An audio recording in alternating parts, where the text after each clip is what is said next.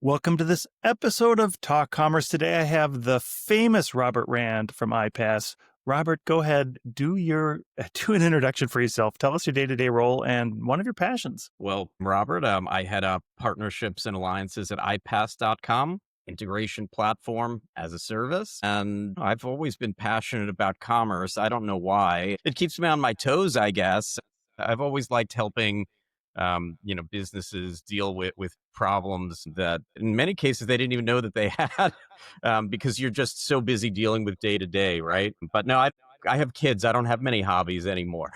Yeah, that'll do it. I have kids too, but they're older. Anyways. All right. So Robert, before we're going to talk a little bit about the idea of AI and how much it can help an entrepreneur.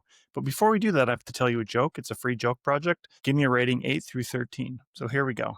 I went to the doctor with hearing problems. He said, "Can you describe the symptoms?" What?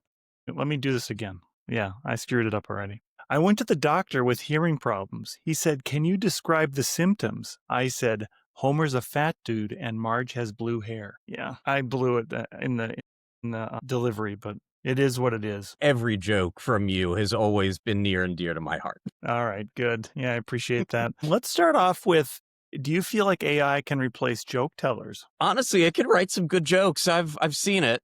Really? I was at a conference or an event a few months ago, and one of the speakers asked everybody to pull out their phone and open Chat GPT. And of course, this is a room of techies, and everybody did. And he said, "Okay, ask Chat GPT to roast you based on all of the information that you've shared, all the questions that you've asked to date." And it was hilarious. Wow. I'm Yeah, well, impressed. it knows you better than you think. My So maybe the audience will take that as a challenge. Probably not the roast that you want to share with other people. Right. Yeah. My experience so far with ChatGPT is it's terrible at telling jokes. But then again, I'm asking for terrible dad jokes, and But that does lead us to kind of our topic today, and it's how much a single entrepreneur can take on their own while employing AI. And we had a great chat in the green room. The idea is that that AI is a great supplement for what people are doing, but can you, as a business owner, at some point in your life, run your entire business by yourself at scale with a bunch of AI agents? Yeah. That's the question at hand. It's a big question. And I think, the short answer, whether everyone wants to hear it or not, is no, that you're not going to scale very well that way.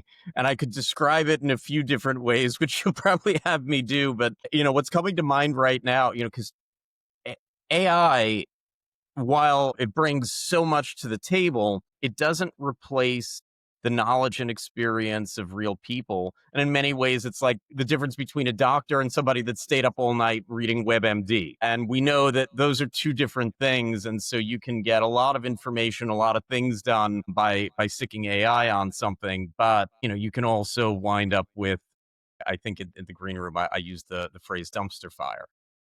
Yeah, and, I'm a big Claude Code user now, and I've been using it for about 11 months, and now have developed quite a bit of training. So you have context and runs out of context. So you have to keep it up to date with what you're doing, right? And I know you can create your own GPTs as well. So I would say that one of the things that it will do, if you're a business owner and you want AI to go off and do all the things that your old team used to do, it may, yes, use your training, but it also may know it just does something because it thinks that it'll be better. And in the coding world, it'll have 4 different solutions for the exact same problem in the exact same day, in the exact same hour. So, it's never consistent, even though you are giving it that training data. In your world, then, as you're employing more and more AI to help the middleware that iPaaS covers, and I know that there's more AI going into that, what are you seeing as risks in getting too much AI in? So, back to my last analogy, I think, we are seeing people that are trying to just have AI write integrations carte blanche. And there might be reasonable use cases of that. But by and large, when we're dealing with bigger data sets with multiple systems that need to be integrated, I would describe it as, you found somebody on Fiverr to write a bunch of code for you. You don't know if it's good or not, and it might get you through a little bit, but what happens when you need to adjust it? And what happens when there are some data failures or discrepancies and data gets stuck or doesn't go where it's supposed to go? You're kind of up a creek without a paddle. That it's not very sustainable. And I find that's analogous to other areas of utilizing AI, that it's only as good as the information that you're putting in, trash in, trash out, and that you have to be strategic about how you're using it to supplement versus trying to, if you allow it, it'll do whatever you want, won't necessarily do it all that efficiently or effectively for the long run. So in our world, what we've been doing as an integration platform that sits kind of in the middle of all these different software systems that a business might use, between their e-commerce and ERP and point of sale and CRM and product information management and marketing and on and on. It's being able to allow tools in there where we're already no code to low code, but that low code piece, for instance, being able to query and say, hey, look, I want to transform the data in this way before it gets from system A to system B. Can you write me something for that? And be able to speed up that process so that, you're not trying to write code that you're, less equipped to do, or things like that. Or for those that are equipped to do it, just speeding up the process, less thought in it, and they can review and see, yeah, that looks good.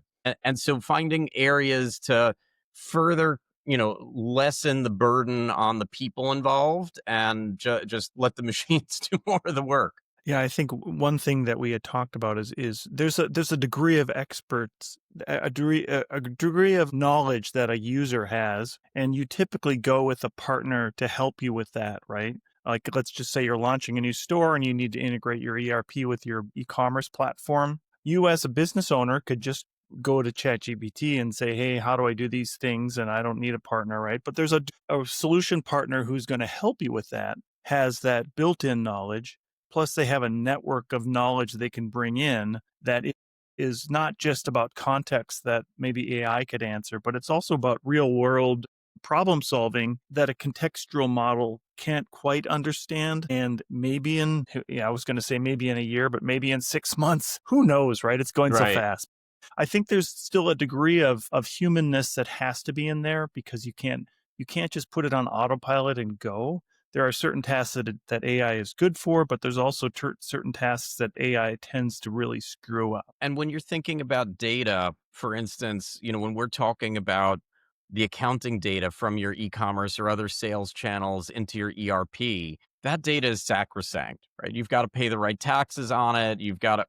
There are things happening that can't be left to AI hallucinations or any other form of discrepancy there, that really need to be right. And so that's where systems like ours are purpose built to make sure that there's accountability for the data, that everything is correct, that if something fails, it's going to automatically retry on a schedule, that you're going to get notified and have a bit of a root cause analysis at your fingertips. And that if you need to make adjustments, that you can do that in a logical way where you can see what's happening and you can pick up where the last person left off. And it's not just a bunch of random code, and you can turn on new integrations to the hub and turn off old ones and not go back to the drawing board on all of, Brent, what you were describing, this internal knowledge that's often lost in the mix. Because a lot of these projects, it's not just about getting data, from a point to another point. It will often have to do with diving deep into the business operations and rules. How does this business decide which warehouse is going to fulfill, or which retail store is going to fulfill this order? And what kind of reserves of inventory do they need to have,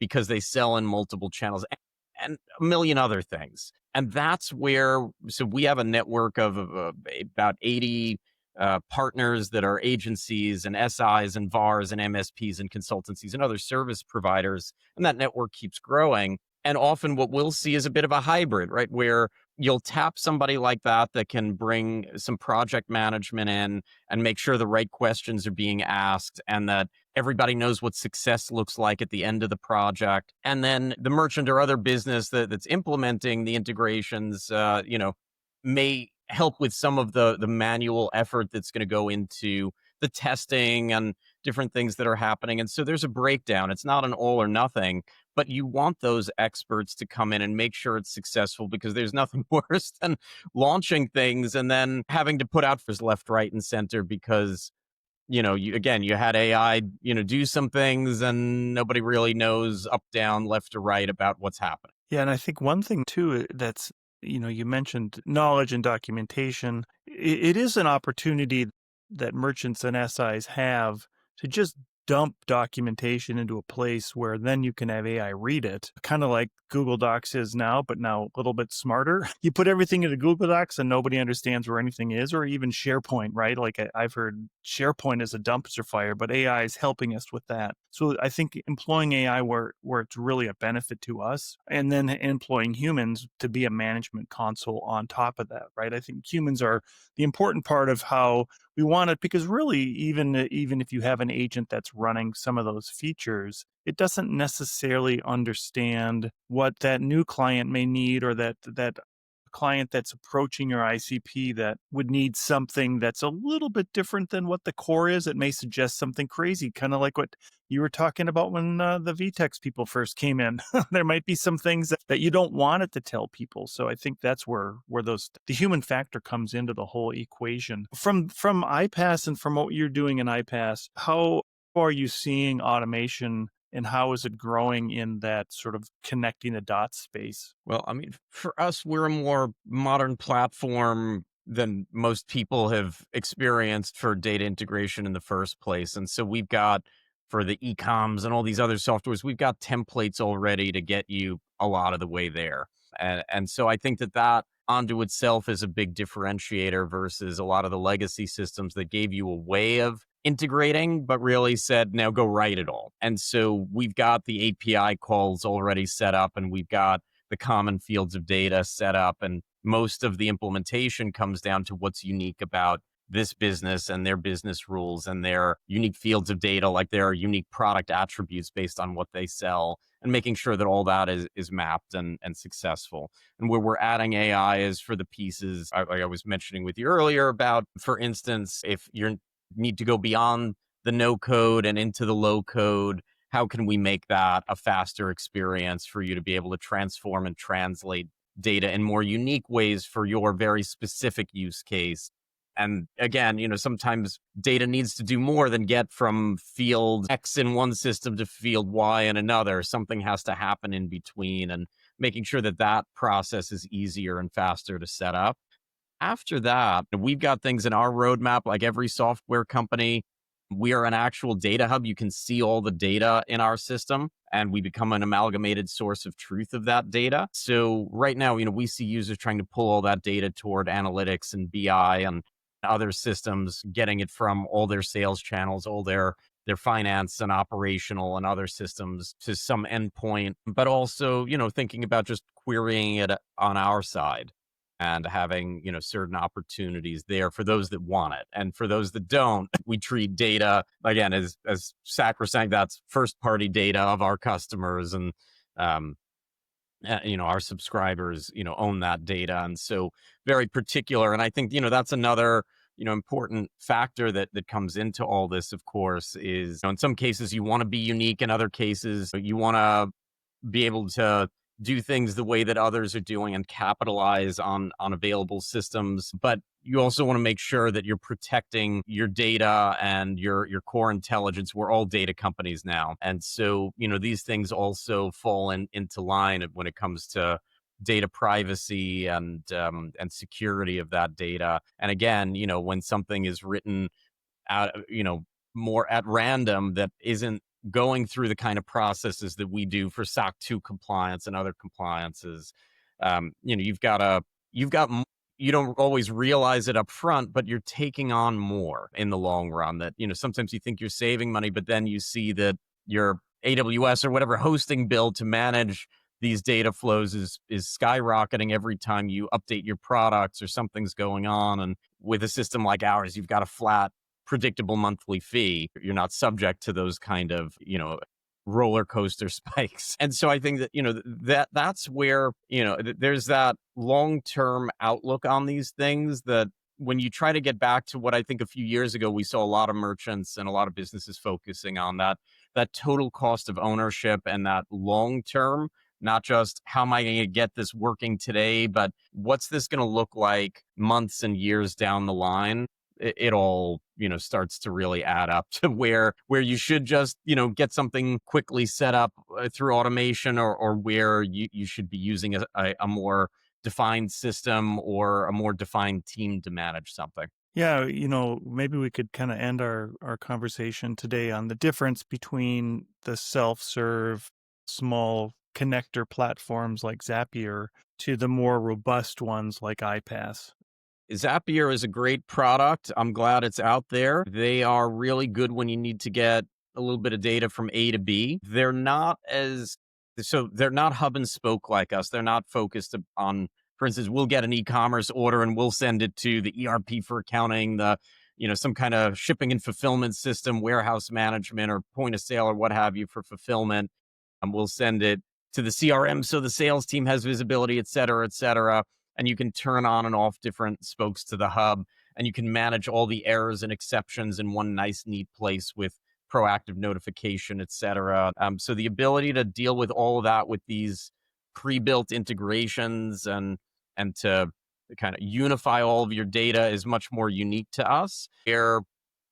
We're great with, as your data sets are growing at, again, predictable expense. Where Zapier, the pricing gets, can really get out of hand as you scale with them. We're also more mission critical. If data fails to flow with us, like when that AWS outage that we saw a couple of weeks ago, where maybe some e-com or other systems went down for a bit, our system will keep automatically retrying persistently. It'll retry frequently at first and then less and less frequently over time. Last I knew with Zapier, they'll try a couple of times and then you're out of luck.